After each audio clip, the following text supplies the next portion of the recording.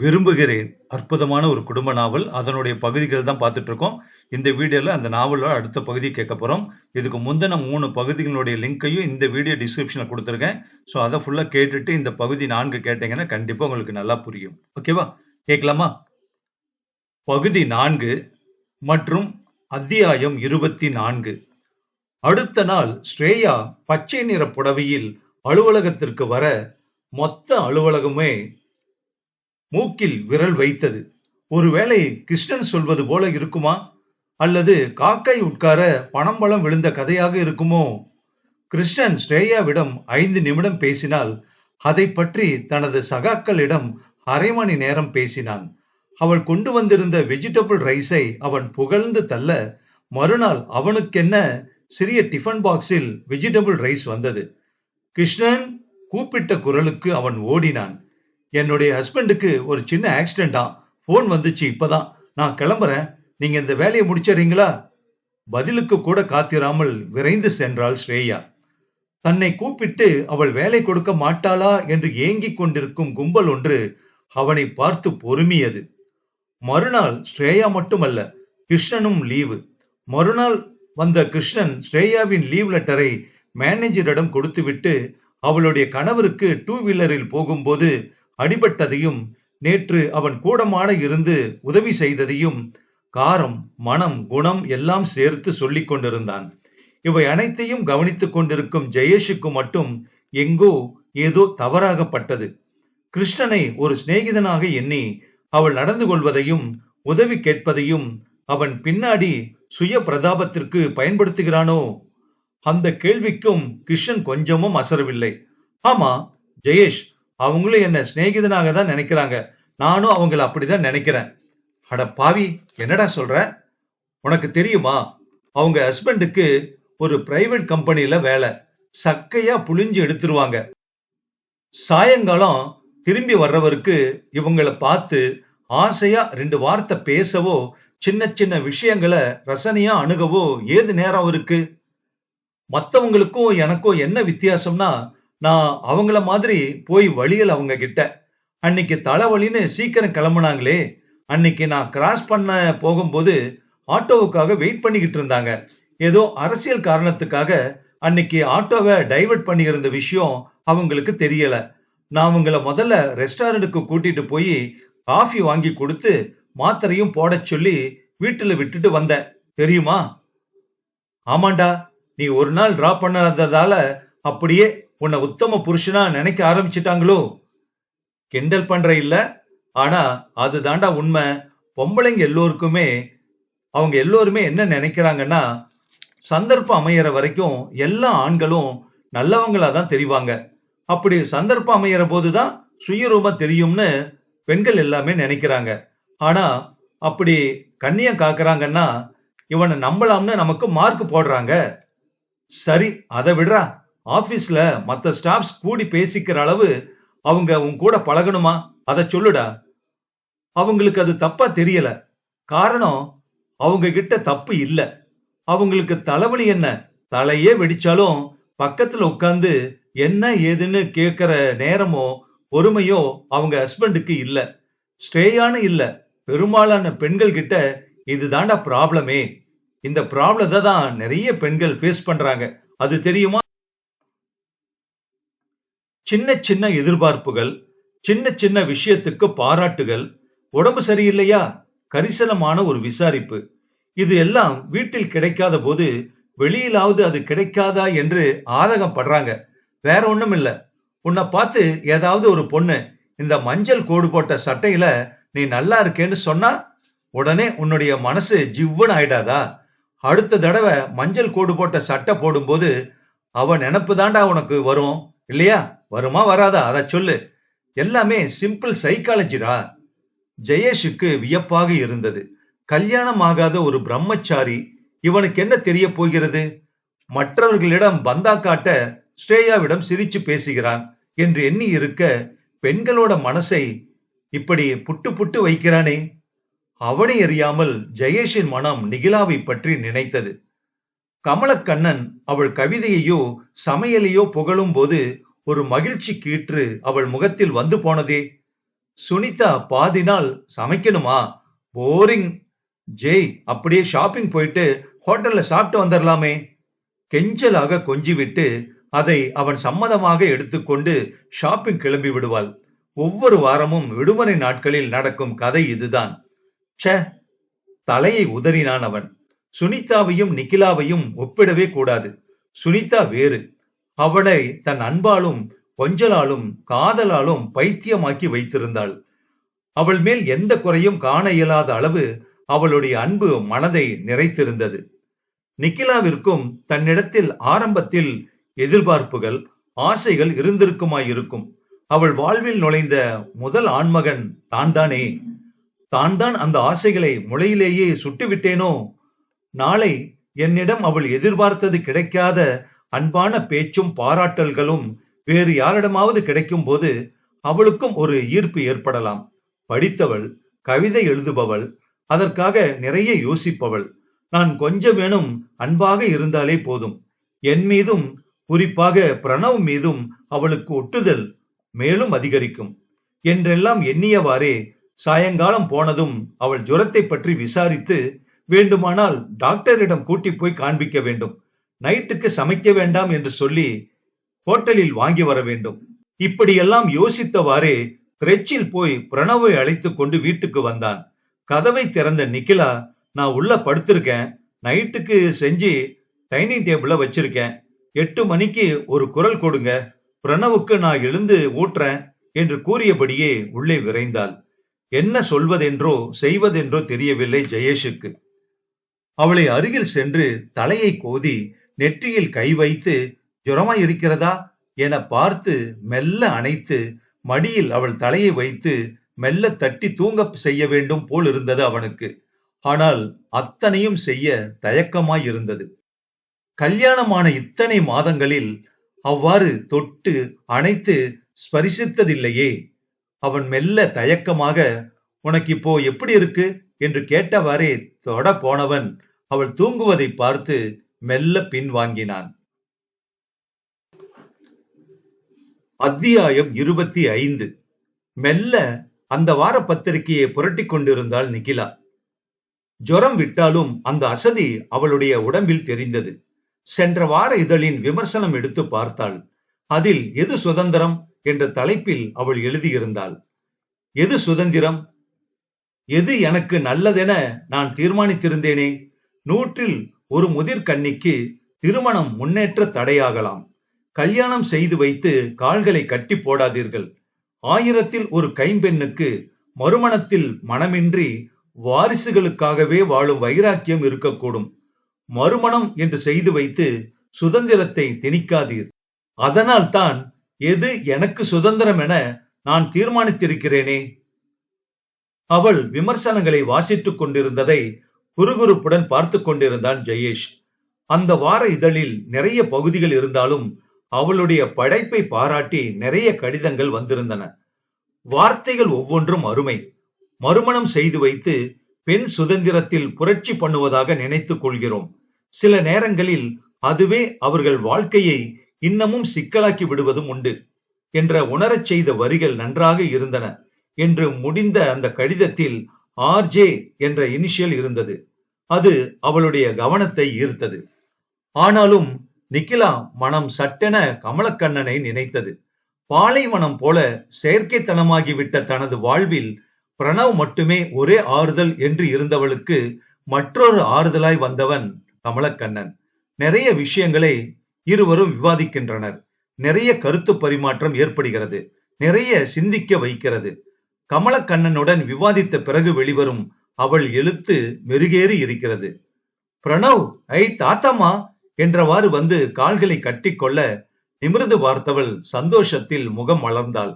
அங்கே வந்திருந்தது அவளுடைய அப்பா. ஜெயேஷும் வெளியில் வந்து நலம் விசாரித்தான் அவரை. மெல்ல அவள் இருவரையும் தன் வீட்டுக்கு அழைத்தார். தன் அம்மா இருந்தவரை அம்மாவின் ஆர்வமான கேள்விகளை எதிர்கொள்ள முடியாமல் தவிர்க்க நேரும் சங்கடங்களை எண்ணி அவள் போனாலும் ஒரு சில மணி நேரங்களிலேயே திரும்பி விடுவாள். அம்மாவும் போன பின்பு ஒரு முறை போய் கனிகாவையும் அப்பாவையும் பார்த்துவிட்டு வந்ததோடு சரி. அப்பா அழைக்கவும் போய்விட்டு வரலாம் என தோன்றியது. ஜெயேஷ் என்ன சொல்வானோ, யோசனையாய் நிமிர்ந்தவளை புன்னகை முகத்துடன் எதிர்கொண்டான் ஜெயேஷ். எனக்கோ மாமா சொல்றது சரின்னு படுது. பிரணவ், நீ, நான் 3 பேருமே போய் ஒரு நாள் இருந்துட்டு வரலாமே. நீயும் நானும் அங்கிருந்து அப்படியே ஆபீஸ் போயிடுவோம், சரியா? நிக்கிலாவுக்கு தன்னை கிள்ளி பார்த்து கொள்ள வேண்டும் போல் இருந்தது. நிக்கிலா சமையலை முடிக்க சாப்பிட்டதும் கிளம்ப ஏற்பாடானது. மெல்ல நெஞ்சை கையில் பிடித்தவாறு முகம் மாறிய ஜெயேஷ் நிக்கிலாவிடம் சொல்லிவிட்டு டாக்டரை பார்க்க போனான்.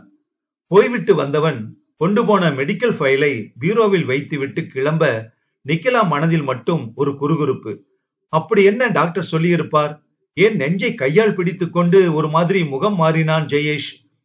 அவள் வீட்டில் கனிகா ஆவலுடன் பிரணவோடு விளையாட, இவளோ தங்கையுடன் பேச ஆரம்பித்ததில் அந்த உறுத்தலை மறந்தே போனாள் நிக்கிலா. அந்த வீட்டில் இருந்த அறைகளில் அன்று நிக்கிலாவுடையது என்று அவன் அறிந்திருந்தான். போரடித்துக் கொண்டு சும்மா இருக்க பிடிக்காமல் அவளுடைய அறைக்குள் அமர்ந்திருந்தான். அவள் அடுக்கி வைத்திருந்த புத்தகங்கள் எல்லாம் அவனை பிரமிக்க வைத்தன. ஒவ்வொன்றும் சோசியலிச புத்தகங்கள், வாழ்க்கை வரலாறு, கவிதை தொகுப்புகள். ஒரு சிலவற்றை எடுத்து புரட்டி பார்த்தான் அவன். ஆசிரியர் பெயர் நிக்கிலா என போட்டிருந்தது. கவிதை தொகுப்புகள் வெளியிடும் அளவு திறமையானவளா நிகிலா? பிரமிப்பு கூடியது அவனுக்கு. பொதுவாகவே அது மாதிரி எழுதுபவர்களிடம் ஒரு சின்ன பொறாமையே உண்டு அவனுக்கு. தன் மனைவி நிக்கிலா இத்துணை திறமைகள் கொண்டிருந்தும் தான் அவளை அதை பற்றி கேட்க கூட இல்லையே. பிரமிப்பு காதலாக மாறிக்கொண்டிருந்தது அவனுக்கு. சுனிதாவின் நினைப்பிலேயே இருந்தவன் இது நாள் வரை நிகிலா மீது அன்பு பாராட்டாமல் இருந்ததற்கு வெட்கப்பட்டான். அன்று கூட ஆசையாய் அருகில் வந்தவளை அமிலமாய் வார்த்தைகளை தெளித்து விலக வைத்தானே. இப்போது நிக்கிலாவை பற்றி புரிந்து கொள்ளும் போது தான் பயப்படுவது அனாவசியம் என்று தோன்றியது. இப்படி முற்போக்கு சிந்தனை உள்ள நிக்கிலா நாளை பிரணவை புறக்கணிக்க வாய்ப்பே இல்லை. அவளுடைய குடும்பமே பிரணவை தூக்கி கொஞ்சுகிறது. நாளை பிரணவிற்கு ஒரு தம்பியோ தங்கையோ வந்தால் கூட இந்த அன்பு மாறாதென ஜெயேஷுக்கு தோன்றியது அப்போது. எப்படியும் இன்று இரவு தன் அப்பாவிற்காகவாவது தன்னுடன் ஒரே அறையில் தான் படுப்பாள். அப்போது அன்பாக அவளை அரவணைக்க வேண்டும். நிக்கிலாவோ நிலை கொள்ளாமல் தவித்தாள் வெளியே. இன்று ஞாயிற்றுக்கிழமை. கமலக்கண்ணன் வருவதாக சொன்னானே, நான் பாட்டுக்கு இங்க வந்து விட்டேனே அப்பாவின் வீட்டுக்கு என்று வேதனைப்பட்டாள். அத்தியாயம் 26. ஜெயேஷ் எதிர்பார்த்திருந்த பொழுதும் கூடி வந்தது. பிரணவ் சாப்பிட்டானதும் ஜெயேஷே அவனை கூட்டி வந்து தட்டி தூங்க பண்ணினான். எப்போதும் ஒரு ரோஜா மலரை தன்னுடைய கூந்தலில் சூடிக்கொண்டிருக்கும் நிகிலா ஜெயேஷுக்கு ஒரு குட்டி தேவதை போல தோன்றினாள். அன்றைய நாள் நிக்கிலாவை ஆசையாக கூப்பிட்டு அருகில் இருத்தி மனதை காயப்படுத்தினாயே, அந்த காயம் அவ்வளவு லேசில் ஆறி இருக்குமா என்ன அவளுக்கு? மனசாட்சி அவனை கேள்வி கேட்டது. அதற்கு பதிலளிக்கும் விதமாக அவன் நினைத்து கொண்டான், இப்படி பெண்டாட்டியாக இருந்தாலும் தவறுக்கு வருந்தி மன்னிப்பு கேட்பதில் தப்பில்லையே. இன்று மன்னிப்பு கேட்டுவிட வேண்டியது. உன்னை சராசரி பெண்ணாக நினைத்திருந்தேன். நாம் இணைந்து பிரணவிற்கு போட்டியாக உன்னுடைய குழந்தை, சாரி, நம் குழந்தை வந்துவிடப் போகிறது என்று நான் பயந்தேன். அதனால்தான் அன்று அப்படி பேசிவிட்டேன். உன் மனதை காயப்படுத்தும் என தெரிந்தும், ஏன் உன் மனதை காயப்படுத்தக்கூடிய சொற்கள் எவை என யோசித்து யோசித்து அவற்றையெல்லாம் வார்த்தைகளாக்கினேன். ஆளுக்கொரு எண்ணங்களோடு இவ்வளவு நாட்கள் விலகி இருந்தது போதும் நிகிலா. பரஸ்பரம் எதிர்பார்ப்புகளை நிறைவேற்றிக் கொள்வோம் என்று கூறி மெல்ல நெற்றியில் முத்தமிட வேண்டும். கூடவே நினைத்து பார்க்கிறான். நிக்கிலாவிற்கு நெற்றியில் முடி கற்றைகளை ஒதுக்கி மெல்ல முத்தமிடுவதுதான் பிடிக்கும் போலும். அவள் பிரணவை கன்னத்தில் முத்தமிட்டு அவன் பார்த்ததில்லை. மெல்ல நெற்றியில் முத்தமிட்டு சேர்த்து அணைத்துக் கொள்வாள். அவ்வாறே தான் அவளை ஆராதிக்க வேண்டும் என்ற எண்ணத்தோடு நேரத்தை கடத்தினான் அவன். மெல்ல கதவுகளை சப்தமின்றி திறந்து கொண்டு நிக்கிலா உள்ளே நுழைந்தாள். ஜெயேஷின் கையில் கொண்டு வந்திருந்த பால் டம்ளரை கொடுத்துவிட்டு படுக்கையில் அமர்ந்தவள் தூங்கும் பிரணவை ஆசையாய் நோக்கி முடியை கோதிவிட்டாள். ஒரு கழித்திருந்த கால்களை நன்றாக நீட்டிவிட்டு அவனுடைய சட்டையை இறக்கிவிட்டாள். இவளுக்குத்தான் பிரணவ் மீது எவ்வளவு பிரியம் என்று அவன் மனம் எண்ணியது. வார்த்தைகளுக்கு தேவையில்லாமல் அங்கே அமைதி ஆட்சி செய்து கொண்டிருந்தது. இனி விளக்கிற்கும் இங்கே வேலையில்லை என்பது போல நிக்கிலா விடிவெள்ளியை போட்டுவிட்டு விளக்கை அணைத்தாள். எங்கே, எனக்கு தூக்கம் வருது, குட் நைட் என்று கூறி படுத்து விடுவாளோ என்றதொரு பதற்றமான குரலில் ஜெயேஷ் நிக்கிலா என்று மென்மையான கூப்பிட்டான். என்றாள் அவள். நிக்கிலா, என்ன பிரணவ் மட்டும்தானா உன்னுடைய குழந்தை? உருவங்களை உயர்த்தி பார்த்தாள் அவள். என்னையும் அப்படி எப்படி முடிப்பதென அவனுக்கு தெரியவில்லை. சொல்லித் தெரிவதா மன்மதக்கலை? ஜெயேஷ் சொல்ல வருவது புரிந்து மெல்ல அருகில் சென்றாள். தலையை மெல்ல களைத்து விட்டாள். கைகளை எடுத்து தன் உள்ளங்கையில் பொக்கிஷம் போல் வைத்து மூடினாள். மெல்ல மெல்ல அவன் கன்னம் நோக்கி குனிந்தாள். அவன் இமைகள் மூடிக்கொண்டன. அவள் ஸ்பரிசங்களை எதிர்நோக்கி கன்னம் காத்திருந்தது. மெல்ல ஜில் என்று அவளுடைய அதரங்கள் அவனுடைய கன்னத்தை ஸ்பரிசித்தன. இதயம், மற்றொரு கன்னம், கண் இமைகள், காது மடல்கள், கழுத்து என ஒவ்வொன்றிலும் அவள் ஸ்பரிசத்திற்காக ஏங்கின. அடுத்த கன்னத்திலும் அதே ஒத்தடத்தை கொடுத்துவிட்டு மெல்ல நெற்றியை நோக்கி குனிந்த வினாடி இருட்டை கிழித்து கொண்டு அந்த இருமல் சப்தம் நாராசமாய் காதுகளை தொட்டது. மெல்ல நிதானித்த நிக்கிலா விலகி நின்ற சில நிமிடங்களிலேயே 4-5 முறைகள் கேட்ட அந்த இருமல் சப்தம் நிற்காமல் தொடர்ந்து கொண்டிருந்தது. அப்பா என்ன இந்த நேரத்துல இப்படி இருமறார்? அவனுக்கு கேட்குமாறு மெல்லிய குரலில் கூறினாள். என்ன ஏதுன்னு நான் போய் பார்த்துட்டு வரேன். கதவை திறந்து கொண்டு வந்தவளிடம், கனிகா, நீ போய் தூங்குக்கா, நான் பாத்துக்கிறேன். ஏண்டி ஏண்டி இப்படி இருமறார் அப்பா? அப்பாவுக்கு உடம்புக்கு என்ன? முன்னாடி இப்படி எல்லாம் இருமல் வந்திருக்கா? இதுக்கு முன்ன 4-5 தரம் இப்படி இருமினா இருக்கா? டாக்டர் கிட்ட காட்டினோம். டாக்டர் ஒன்னும் பயப்பட தேவையில்லைன்னு சொல்லிட்டார். நான் காலையில சொல்றேன்கா, நீ போய் படுத்துக்கோ. அப்பா இடைவிடாது இருமிக் கொண்டிருந்தார். ஒரு அரை மணி நேரத்திற்கு நிற்காமல் இருமல் வந்து கொண்டே இருக்கும் என கனிகா கூறினாள். நெஞ்சை பிடித்தவாறே நெஞ்சை தடவிக்கொண்டே அவர் இருமுவதை பார்க்க கஷ்டமாக இருந்தது நிக்கிலாவுக்கு. இருமல் மேலும் தொடர்ந்தவாறு இருக்க மூக்கருகில் 1-2 இரத்த துளிகள். பதறிப்போனாள் நிக்கிலா. அவசரமாக கனிகாவை கூட்டிக் கொண்டு சமையல் அறைக்கு போனவள், என்னடி மறைக்கிற என்கிட்ட இருந்து? நாளைக்கு காலையில சொல்ற நீயே, என்னது சொல்லுடி. அதுவரை நிக்கிலா உள்ளே ஜெயேஷ் காத்து கொண்டிருப்பதையே மறந்துவிட்டு இருந்தாள். அப்பாவிற்கு என்னவோ ஏதோ என்ற பதற்றமும் அதை தெரிந்து கொள்ளும் அவசரமுமே அவளிடம் காணப்பட்டது. முதலில் மழுப்பிய கனிகா பின் தொடர்ந்தாள். அக்கா, அப்பாவை டாக்டர் பார்த்துட்டு அப்பாவோட நுரையீரல்ல சளி கோழையா அடைச்சிருக்கான். அது கரைய மருந்து கொடுத்திருக்கார். அதனாலதான் இவ்வளவு இருமல். ரொம்ப ஸ்ட்ரெயின் பண்ணி இருமறதால லேசா ரத்தம் வருது. பயப்பட ஒண்ணு இல்லேக்கா என்றதும் தான் நிக்கிலாவிற்கு சற்று நிம்மதியாக இருந்தது. நிக்கிலாவை காணோமே, மாமா வேறு இருமிக் கொண்டிருக்கிறாரே, என்ன ஏதென்று பார்க்க அங்கே வந்த ஜெயேஷ் எல்லாவற்றையும் கேட்டுக்கொண்டிருந்தான். அவள் தன் பிறந்த வீட்டின் மேல் வைத்திருந்த பாசத்தை அவன் ஏற்கனவே அறிந்திருந்ததால் அவள் உணர்ச்சிகளை இப்போது நன்றாக புரிந்து கொள்ள முடிந்தது. முதலில் அவள் மனதில் நல்ல இடத்தை பிடிக்க வேண்டுமென நினைத்தவன் சொன்னான், நிக்கிலா, நீ வேணா இன்னைக்கு மாமா கனிகாவுக்கு துணையா இங்க இவங்க பக்கத்திலேயே படுத்துக்கோ, நான் பிரணவ் எழுந்தா பாத்துக்கிறேன் என்று சொன்னான். சரி என்று தலையாட்டிய நிக்கிலாவின் கண்களில் ஒரு நன்றி கலந்த அன்பு தெரிந்தது. ஏதோ கனவு கண்டு கொண்டிருந்தவன் மெல்ல நடுநிசிக்கு மேல் உறங்கினான். தான் முன்பு சுனிதா நினைவிலேயே நிக்கிலாவை புரிந்து கொள்ளாமல் இருந்ததுண்டு. ஆனால் இப்போது அவளை புரிந்து கொள்ள முயற்சித்து அன்புடன் நெருங்கி வரும்போது விலகி போவதாகவே சந்தர்ப்பங்கள் அமைகின்றனவே. மறுநாள் மாலையே இருவரும் கிளம்பிவிட்டனர்.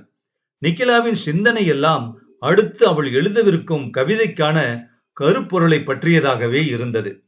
கமலக்கண்ணன் பிரபல பத்திரிகை ஒன்று நடத்தும் கவிதை திருவிழாவிற்கு அவளை கவிதை எழுதுமாறு வற்புறுத்தி இருந்தான்.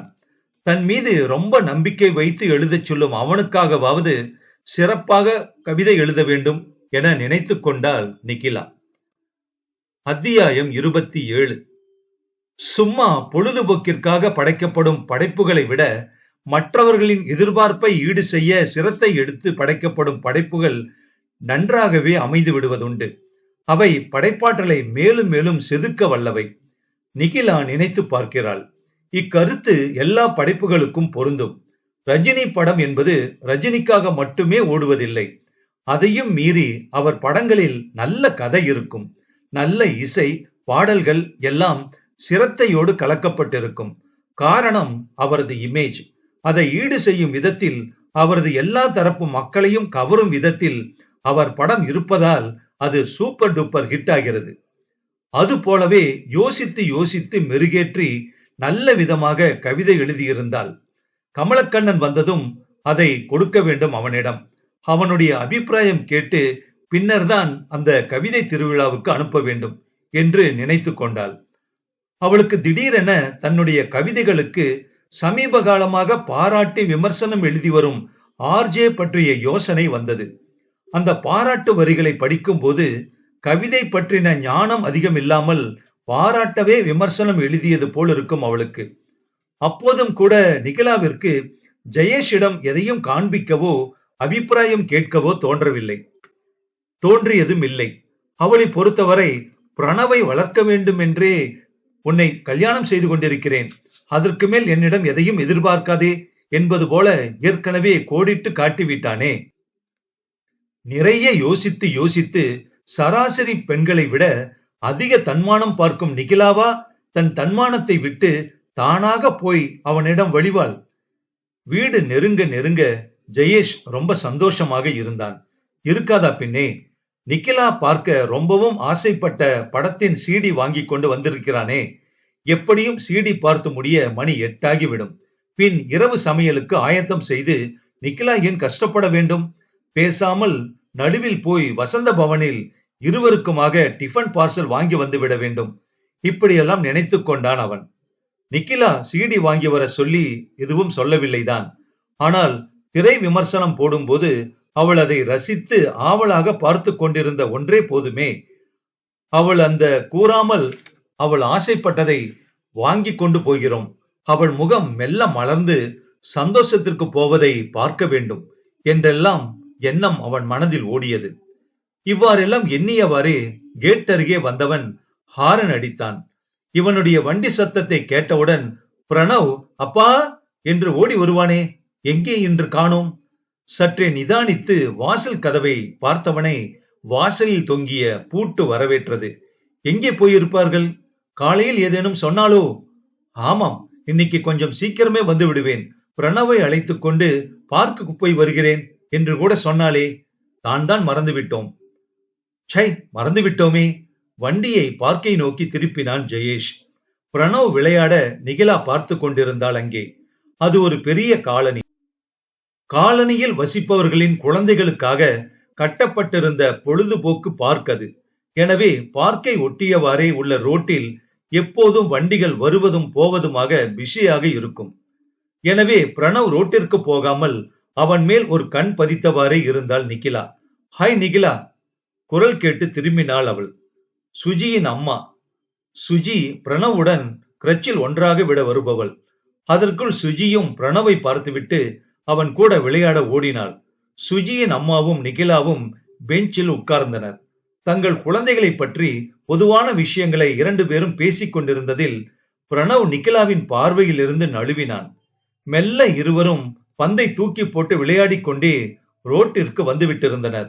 ஹேய் சுஜி, நான் தான் முதல்ல கேட்ச் பிடிப்பேன், பாக்கறியா என்றவாறே பிரணவ் ஓட பின்னால் சுஜி ஓடினாள். திருப்பத்தில் திரும்பிய பைக்கில் வந்து கொண்டிருந்தவன் இப்படி சடார் என்று ரோட்டிற்கு 2 குழந்தைகளும் ஓடி வருவார்கள் என்று எதிர்பார்க்கவே இல்லை. சட்டென வேகத்தை குறைக்கவே முயன்று தோற்றான். வேகம் மட்டுப்பட்டதை தவிர சட்டென்று பிரேக் போட முடியவில்லை.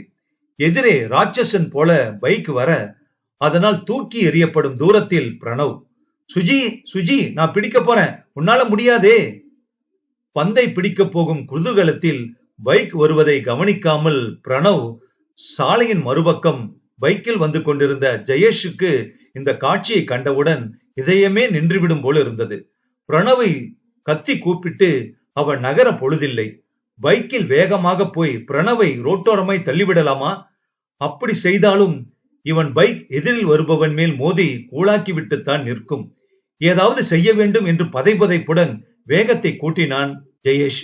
ஐயோ பிரணவ், இதோ பைக் உன்னை மோதி கூழாக்கப் போகிறதே என்று நினைத்து கொண்டு துடித்துடித்து போனான் ஜெயேஷ். அத்தியாயம் 28. நிக்கிலாவிற்கு எப்போதுமே எச்சரிக்கை உணர்வு அதிகம். அதிலும் பிரணவ் விஷயத்தில் அவள் எப்போதுமே கூடுதல் எச்சரிக்கை உணர்வுடன் தான் இருப்பாள். தாயில்லாத குழந்தை என்பது ஒன்று போதாததற்கு ஏற்கனவே பிரணவை நிக்கிலா தன் குழந்தை போல் பார்த்து கொண்டிருந்தாலும் கண்கள் பிரணவை தேடின. எங்கே காணோம்? ஒருவேளை ரோட்டிற்கு போயிருப்பானோ? அவசரமாக விடைபெற்று கொண்டு அவசர நடையில் ரோட்டுக்கு வந்தாள் நிக்கிலா. அங்கே கண்ட காட்சி அவளுடைய இதயத்தை உலுக்கியது. பிரணவ் பந்தை பிடிக்க ஓட அந்த புறம் சீறிக்கொண்டு பைக் வர அதை கவனிக்காத பிரணவ் சடார் என்று முடிவெடுத்தாள் நிக்கிலா. தன்னை பற்றி கவலை இல்லை, பிரணவை உடனே காப்பாற்ற வேண்டும். கன நேரத்தில் நடுவே பாய்ந்து பிரணவை ரோட்டில் தள்ளிவிட்டாள். தள்ளிவிட்டு தானும் திரும்புவதற்குள் அவள் காலில் அந்த வண்டி ஏறிவிட்டது. ரோட்டோரமாய் விழுந்தவள் மயங்கி போனாள். பிரணவ் அம்மா அம்மா என்று கத்திக்கொண்டே வர வண்டியை அவசரமாக ஸ்டாண்ட் போட்டுவிட்டு ஜெயேஷ் ஓடி வர எதிரே பைக் ஓட்டி வந்தவன் வேக வேகமாக நிகிலாவின் பக்கம் வந்தான். ஒரே எட்டில் பைக்காரனின் சட்டையை பிடித்த ஜெயேஷ், என்னடா வண்டியை ஓட்டுற நீ? குழந்தைக்கு ஏதாவது ஒன்று ஆகியிருந்தா நீயா போன உசுர திருப்பி தருவ? இப்ப இவளுக்கு மட்டும் ஏதாவது ஒன்று ஆகட்டும், அப்போ உன்னை வச்சுக்கிறேன் என்று கோபத்தில் திட்டினான். ஜெயேஷின் கையை விலக்கிவிட்டு சட்டையை இழுத்து விட்டு கொண்டவன், என்னங்க ரொம்ப பேசுறீங்க? நான் என்னவோ வேணும்னே வந்து இடிச்ச மாதிரி பேசுறீங்க. குழந்தைங்களை கூட்டிட்டு வந்தா ஒழுங்கா பாத்துக்கணும். வண்டிங்க வர ரோட்ல விளையாட விட்டுட்டு ஏன் சட்டை ஏன் பிடிக்கிறீங்க? இப்ப இவங்களை ஆஸ்பத்திரிக்கு கூட்டிட்டு போவீங்களா? அதை விட்டுட்டு. அப்போதுதான் கோபத்தை விட்டு நிகிலாவை பார்க்க திரும்பினான் அவன். பிரணவ் அருகில் நின்றிருக்க சுஜிதா நிக்கிலாவை தாங்கி பிடித்திருக்க நிக்கிலா மயங்கி இருந்தாள்.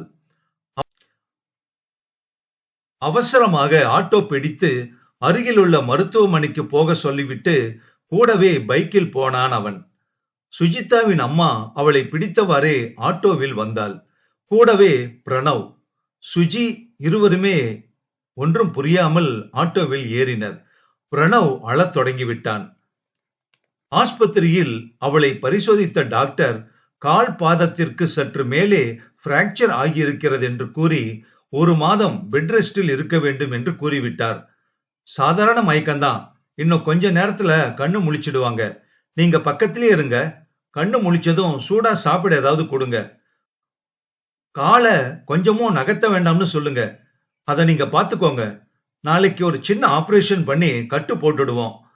அது வரைக்கும் காலை அதிக நகர்த்தாம பாத்துக்கோங்க சொல்லிவிட்டு அங்கிருந்து சென்று விட்டார் டாக்டர்.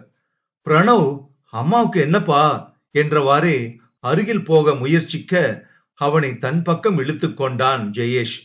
ஒண்ணுமில்லடா, நீ அம்மா சொன்ன பேச்ச கேட்காம ரோட்டுக்கு ஓடி போனையே, உன் மேல வண்டி இடிச்சிடக் கூடாதுன்னு அம்மா உன்னை தடுக்க ஓடினாளா? அப்ப அம்மா மேல வண்டி இடிச்சிருச்சு, அதான்.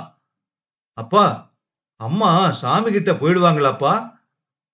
ஒன்றும் பேச தோன்றாமல் அவனை அணைத்துக் கொண்டான் ஜெயேஷ். படத்தில் இருக்கும் சுனிதா தான் தனது அம்மா. அம்மா சாமியிடம் போய்விட்டால், அதனால் தான் படத்திற்கு மாலை போட்டு வைத்திருக்கிறார்கள் என்று ஜெயேஷ் சொல்ல பிரணவுக்கு அதெல்லாம் ஏற்கனவே தெரிந்துதான் இருந்தது. ஆனால் பாவம், நிக்கிலாவை அம்மா அம்மா என்று அவள் பின்னாலேயே போவான். அவள் ஆஸ்பத்திரியில் இப்படி படுத்திருப்பதை பார்த்ததும் அவளுக்கும் ஏதாவது ஆகிவிடுமோ என்று பயப்படுகிறான் பிரணவ். பிரணவிற்கென்ன, ஜெயேஷிற்கே நிகிலா காலை அசைக்க கூட முடியாமல் படுத்திருந்த கோலத்தை பார்த்ததும் மனசு உறுத்தியது. பிரணவை காப்பாற்றத்தானே போய் இப்படி ஆகிவிட்டது. இவளையா இன்னொரு குழந்தை பிறந்தால் பிரணவை கவனிக்க மாட்டாள் என்று ஒதுக்கியே வைத்திருந்தேன். மனம் நிகிலாவின் பால் நன்றி உணர்ச்சியால் நிரம்பி வழிந்தது. மெல்ல கண் விழித்தவள் முதலில் புன்னகைத்தது பிரணவை பார்த்துத்தான். அவனுக்கு ஒன்றுமில்லை என்ற நிம்மதி அவளுடைய கண்களில் தெரிந்தது. எனக்கு என்னாச்சு? பிரணவுக்கு ஒண்ணுமில்லையே என்றவாறே கூறிக்கொண்டு எழ முயன்ற போதுதான் கால்களை நகர்த்தவே முடியவில்லை என்பதை அவள் உணர்ந்தாள். அவளை மெல்ல திரும்ப படுக்க வைத்து நடந்ததை கூறினான் ஜெயேஷ். பின் மறுநாள் ஆபரேஷனுக்கு தேவையான பணத்தை ரெடி பண்ண டாக்டரை பார்த்து விட்டு போகிறேன் என்று அவளிடம் கூறிவிட்டு பிரணவை பக்கத்தில் விட்டுவிட்டு போனான். ஜெயேஷ் போன சிறிது நேரத்திலேயே கனிகாவும் அப்பாவும் வந்து நிற்கவும் தான் ஜெயேஷ் போன் செய்து அவர்களுக்கு விஷயத்தை கூறி நிக்கிலாவிற்கு துணையாக வர சொல்லியிருக்கிறான் என்பது புரிந்தது நிக்கிலாவுக்கு. அது நிக்கிலாவிற்கு பெரும் ஆறுதலாக இருந்தது. அவளுக்கே கனிகாவிற்கு போன் செய்ய வேண்டும் என்றோ வர சொல்ல வேண்டும் என்றோ தோணவில்லை. ஜெயேஷ் புரிந்து கொண்டு செய்துள்ளான். பரவாயில்லை, இந்த மட்டுமாவது அன்புள்ளதே என்னிடம் என்று நினைத்து கொண்டாள் நிக்கிலா. மெல்ல அன்றைய பொழுது விடிந்து ஆபரேஷனும் நடந்தது. ஆனாலும் அவள் முழு பெட் ரெஸ்டில் 1 மாதம் இருக்க வேண்டும் என்று டாக்டர் கூறிவிட்டார். அவளும் அலுவலகத்திற்கு போன் செய்து கூறிவிட்டாள் லீவுக்கு. கனிகா தன்னுடன் வந்து விடும்படி நிக்கிலாவை ஆன மட்டும் கூறி பார்த்தாள். ஆனால் நிக்கிலா தான், பிரணவை கொஞ்ச நாட்கள் கொண்டு போய் வைத்துக்கொள், அது போதும், நான் எப்படியோ சமாளித்துக் கொள்வேன் என்று பிடிவாதமாக மறுத்து தன் வீட்டிற்கே வந்து விட்டாள் நிக்கிலா. பிரணவ் சித்தியுடன் போய்விட்டான். பொதுவாகவே யாராக இருந்தாலும் எளிதாக ஒட்டிக்கொள்ளும் பிரணவ் கனிகாவுடன் போனதில் வியப்பொன்றும் இல்லை. கனிகாவிடம் சொல்லிவிட்டாலே தவிர நிக்கிலாவுக்கு தனியாக சமாளித்துக் கொள்வதென்பது அவ்வளவு எளிதாக இருக்கவில்லை. உதவிக்கு வந்தான் ஜெயேஷ். முதல் 2 நாட்கள் கடையில் டிஃபன் வாங்கி வந்து அவன் கொடுக்க, ஆனால் அதை எதுவுமே வாயில் கூட வைக்க முடியவில்லை. அத்தியாயம் 29. தனக்கு வாய்க்கு ருசியாக சமைத்து போட்டவள் எழ முடியாமல் இருக்கிறாள். அவளுக்காகவாவது தான் சமைக்க கற்று நன்றாக சமைத்து போட வேண்டும் என்று அவனுக்கு தோன்றியது. அவளை கேட்டு கேட்டு சமைத்து பிசைந்து ஸ்பூன் போட்டு கையில் கொண்டு வந்து கொடுத்தான். சாப்பிட்டு தட்டிலேயே கை அளம்பவும் அப்படியே வாங்கி கொண்டு போனான். நிக்கிலாவிற்கே அதையெல்லாம் பார்க்க பாவமாக இருந்தது. பாத்ரூம் போக மெல்ல நடத்தி கூட்டி போனான். குளிக்க மெல்ல அழைத்து போய் பாத்ரூம் வரை விட்டுவிட்டு அவளது உள்ளாடைகளையும் புடவையையும் கொண்டு வந்து கொடுத்தான். மாலையில் அலுவலகத்திலிருந்து ஜெயேஷ் திரும்பும் போது அவன் கையில் ஒரு துணிக்கடையின் பை இருந்தது. யாருக்கு என்ன துணி இப்போது வாங்கி வந்திருக்கிறான்? மறுநாள் அவளை மெதுவாக நடத்தி குளிக்க அனுப்பிவிட்டு உள்ளாடைகளை கொண்டு வந்தவன் கைகளை பார்த்து வியந்து போனாள் நிக்கிலா. புத்தம்புது நைட்டி அவன் கையில் இருந்தது. அவள் வீட்டில் கூட நைட்டி போடுவது வழக்கமில்லை என்றாலும் 2 நாட்கள் முன்தான் இப்போதைக்கு அது வசதியாக இருக்குமே, அடுத்த முறை கனிகா வரும்போது அவளுடைய 2 நைட்டியை எடுத்து வர சொல்ல வேண்டும் என்று நினைத்து கொண்டிருந்தாள் நிக்கிலா. ஆனால் அதை புரிந்து கொண்டவன் போல வாங்கி வந்திருக்கிறானே இப்போது. அவற்றை ஆசையாக வாங்கி கொண்டாள் நிக்கிலா. சும்மாவே உட்கார்ந்திருந்தவள் கண்களில் சுனிதா புகைப்படம் பட்டது. அவளை அறியாமல் சுனிதாவை பற்றின நினைவு ஓடியது. ஜெயேஷ் மீது மிகுந்த அன்பும் பாசமும் செலுத்தி இருக்க வேண்டும் அவள். அதனால்தான் அவளுக்கு பின்னும் அவள் நினைவுகளை மறக்க முடியாமல் தடுமாறுகிறான் ஜெயேஷ். தானும் அப்படிப்பட்டவனிடம் எதிர்பார்ப்பு இல்லாமல் இருந்திருக்க வேண்டுமோ? கொஞ்சம் டைம் கொடுத்திருந்தால் தானாகவே ஆசையாய் வந்திருப்பானோ? உட்கார்ந்தே யோசித்துக் கொண்டிருந்ததில் நேரம் போனதே தெரியவில்லை நிக்கிலாவுக்கு. இடையே தன் வீட்டுக்கு போன் செய்து பிரணவுடன் பேசினாள். வெள்ளிக்கிழமை மெல்ல எழுந்து லைட் போட்டுவிட்டு உட்கார்ந்தாள். உள்ளே பூவுடன் நுழைந்த ஜெயேஷ் அவள் மடியில் அந்த பூப்பந்தை போட்டான். சுனிதா படத்திற்கல்லவா அவன் பூ போடுவான், நான் எழுந்து போய் போட வேண்டுமோ? அது வேறையா? தானே எழுந்திருக்க முடியாமல் கிடக்கிறேன் என்று நினைத்து கொண்டவளுக்கு அவன் ட்ரெஸ் சேஞ்ச் செய்து கொண்டு வந்து அதை தனக்காக ஆசையாய் வாங்கி வந்திருக்கிறான் என்று புரிந்தது நிக்கிலாவுக்கு. ஆனால் அவளால் அவனுடைய அந்த மாற்றத்தை நம்ப முடியவில்லை. என்னடா கதவை திறந்து போட்டுட்டு பகல்லையே ரொமான்ஸா என்று குரல் கேட்க திரும்பி பார்த்தால் அங்கே கமலக்கண்ணன் கதவருகே நின்று கொண்டிருந்தான். அசடு வழிய விலகினான் ஜெயேஷ். பாருங்க நிகிலா, உங்களுக்கு ஆக்சிடென்ட் ஆகி கால் பிராக்சர் ஆகி படுத்திருக்கிறத பத்தி இவன் ஒரு வார்த்தை கூட என்கிட்ட சொல்லல. நானே எதேச்சியா உங்க ஆபீஸுக்கு போன் செஞ்சு விசாரிக்கவும் 1 மாசம் லீவுன்னு சொன்னாங்க. இவனுக்கு இன்னைக்குதான் போன் செஞ்சு என்னடா ஏதாவது விசேஷமா, ஏன் லீவுன்னு கேட்டா சாவகாசமா இதையெல்லாம் சொல்றான். நீங்களே என்னன்னு கேளுங்க. சாரிங்க, முன்னாடியே தெரியாம போயிடுச்சு. வருத்தப்பட்டவன் உடல்நிலை பற்றி விசாரித்த பின், எங்கடா உன்னுடைய ஜூனியர்? வந்த உடனே என்கிட்ட ஓடி வருவானே, என்று கேட்டான் கமலக்கண்ணன். நிக்கிலாவே நடக்க முடியாம இருக்காடா, அவனை பாத்துக்கிறது கஷ்டம்னு நிக்கிலாவோட வீட்டுல விட்டு இருக்கேன். நிகிலாவோட சிஸ்டர் கூட நல்ல ஒட்டின்னுட்டான், அவங்க பாத்துக்கிறாங்க என்றான் ஜெயேஷ் பதிலுக்கு. அப்ப ஜாலியா தனி குடித்தனம்னு சொல்லு. சொல்லி சிரித்தவன் கையோடு கொண்டு போயிருந்த கவிதை தொகுப்புகளையும் இதர கவிதை நூல்களையும் நிகிலாவிடம் கொடுத்தான். 1 மாதம் லீவ் என்றதுமே நினைத்தேன், போரடிக்குமே உங்களுக்கு, அதனால்தான் வீட்டில் இருந்ததையெல்லாம் பொறுக்கி கொண்டு வந்து விட்டேன் என்றான் கமலக்கண்ணன். அவற்றையெல்லாம் ஆவலாக வாங்கிக் கொண்டாள் நிகிலா. எல்லாமே கவிஞர் தாமரையும் சல்மாவும் எழுதியவை. அன்றொரு நாள் பெண் கவிஞர்களுடைய படைப்புகளை படிக்க ரொம்ப பிடிக்கும் என்று கூறியிருந்ததை நினைவில் வைத்துக் கொண்டு இப்போது தேடி எடுத்து வந்திருக்கிறான். சே, என்றாவது ஜெயேஷ் அவ்வாறு தன் விருப்பத்தை உணர்ந்து ஏதாவது வாங்கி வந்திருப்பானா? சட்டென ஒப்பிட்டு பார்க்க தோன்றியது நிகிலாவுக்கு.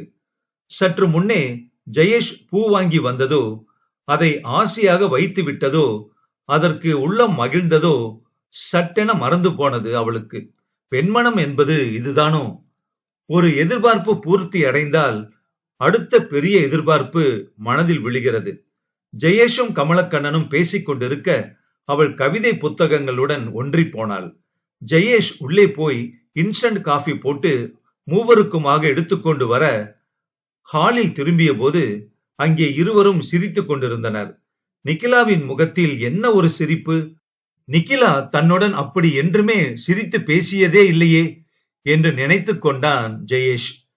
நிகிலா, நான் இப்ப வந்ததே ஒரு குட் நியூஸ் சொல்லதான். என்னன்னு சொல்லுங்க பாப்போம். என்னவா இருக்கும்? இனிமே யாரையும் கடிஜோக்கால கடிக்கிறது இல்லைன்னு நல்ல முடிவு எடுத்திருக்கீங்களா என்று கிண்டலாக சொன்னாள் நிகிலா. அது என்னுடைய பிறப்புரிமை, அது எதற்காகவும் விட்டு தர மாட்டேன். வேற ஒண்ணு சொல்லுங்க பாக்கலாம். என்ன, என்னுடைய கவிதையை அனுப்புவீங்களே, அதுக்கு முதல் பரிசு கிடைச்சிருக்கும், அப்படியா? அதுக்கு இன்னும் முடிவுகள் வெளியாகலைங்க. என்னங்க, அதுக்கு பரிசு கிடைச்சிருந்தா எழுதின உங்களுக்கு தானே முதல்ல தெரியப்படுத்துவாங்க பத்திரிகையில இருந்து. சரி, அப்ப நீங்களே சொல்லுங்க. சொல்றதில்ல, நான் காட்டுறேன் பாருங்க என்று கூறிவிட்டு கமலக்கண்ணன் தன் பையில் இருந்து ஒரு போட்டோவை எடுத்து நிகிலாவிடம் காட்டிக் கொண்டிருக்க, வந்ததில் இருந்து கரடியாட்டம் கத்தின்னு இருக்க, இந்த காஃபிய முதல்ல சாப்பிடு என்று ஜெயேஷ் அவனிடம் ஒரு காஃபி டம்ளரை கொடுத்தான். அதுதான் நான் வர்ற போதே தெரிஞ்சு போச்சே, நான் கரடி, அதுவும் பூஜை வேளையில வந்த கரடின்னு. அவன் எதை சொல்கிறான் என புரியவும் நிகிலாவின் தலை வெட்கத்தில் குனிந்தது. கமலக்கண்ணனிடமிருந்து அந்த போட்டோவை வாங்கி பார்த்தான் ஜெயேஷ். அதில் நிகிலா மெல்லிய ஜரிகையிட்ட ஆகாய வண்ண புடவையில் விரித்த தலையில் ஒற்றை ரோஜா மலரை சொருகி கன்னத்தில் கை கொடுத்து ஆகாயம் பார்த்திருந்தாள். சுருக்கமாக சொன்னால், ஜெயேஷ் அடிக்கடி பார்த்து ரசிக்கும் அவனுக்கு பிடித்த போஸில் சிரித்தவாறு விழுந்திருந்தாள் நிகிலா. தனக்கு தெரியாமல் எப்போது இந்த போட்டோ எடுத்திருப்பார்கள்? தான் இல்லாத போது எப்போது கமலக்கண்ணன் வந்திருப்பான் வீட்டுக்கு? குழப்ப ரேகைகள் முகத்தில் விழ போட்டோவை நிகிலாவிடம் கொடுத்தான் ஜெயேஷ்.